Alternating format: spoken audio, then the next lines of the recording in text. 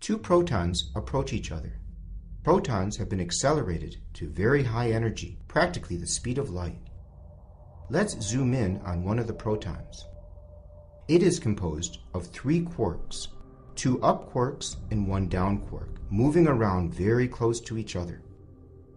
The quarks are kept together by a number of gluons interacting with the quarks and also with the other gluons.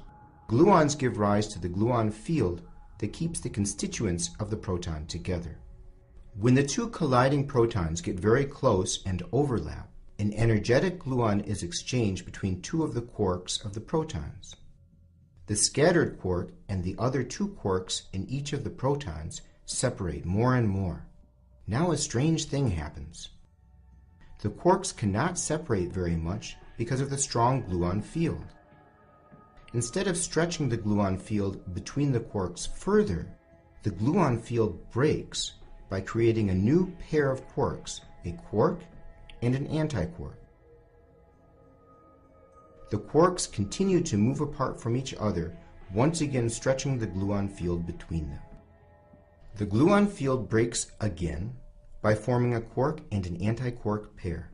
This process is repeated over and over again until all the quarks are moving close together in pairs or in triplets, forming bound states of a quark and an antiquark, or of three quarks.